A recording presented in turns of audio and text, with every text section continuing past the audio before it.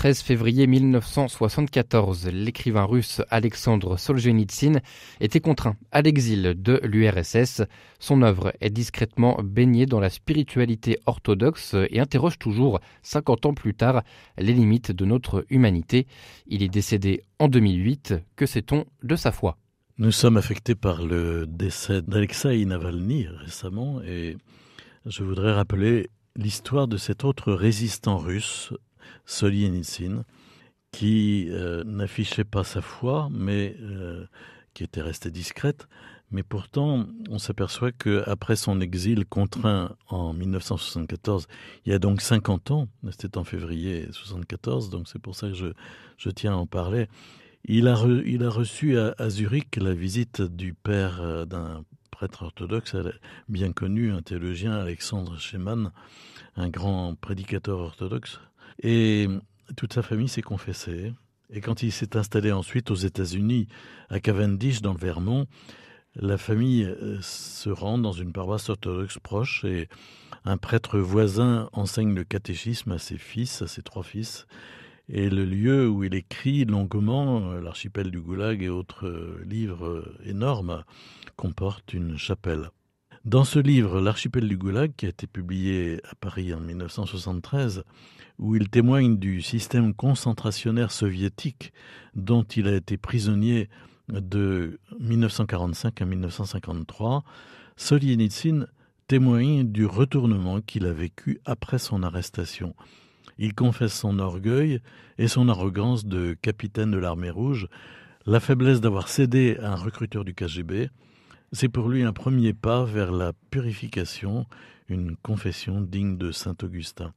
Et dans son célèbre discours de Harvard sur le déclin du courage, prononcé en 1978, Solzhenitsyn met en avant la religion pour mieux dénoncer le matérialisme, la médiocrité spirituelle, l'amollissement des mœurs de l'Occident. Au fond, il reproche à l'humanisme de la Renaissance et de la Réforme d'avoir confisqué à l'homme le sens de sa vie en déplaçant le centre de Dieu vers l'homme. Comment les écrits de Solzhenitsyn peuvent-ils nous éclairer ? La grande question court dans l'archipel du Goulag. Quelle est la définition minimale de l'homme ? Où commence-t-il ? Où finit-il ? Lorsqu'on sort de l'humanité en accomplissant des actes barbares, est-il possible d'y revenir ? Quand l'homme se transforme en fauve, peut-on encore dire qu'il est à l'image de Dieu ? Regardez récemment l'invasion sauvage de l'Ukraine, l'épouvantable pogrom du 7 octobre en Israël, les terribles représailles à Gaza. Cette question est constamment présente. Elle taraudait déjà Dostoïevski dans le bagne sibérien face au comportement sadique de certains gardes. Et il se demande si lui aussi, à leur place, il ne pourrait pas, au fond, se comporter de la même façon. Y a-t-il une issue pour Solzhenitsyn ? On veut nous enterrer vifs, dit Solzhenitsyn. Alors arriverons-nous à rester des hommes ? À nous en sortir, sans oublier notre prochain ? Oui, on le peut. Pour l'auteur de l'archipel du Goulag, il y a toujours une possibilité d'élévation, celle des actes minimaux de compassion et d'aide aux compagnons qui tombent. Il y a de rares mais sublimes pensées qui nous poussent vers le ciel et nous tirent de la pesanteur terrestre et de l'égoïsme.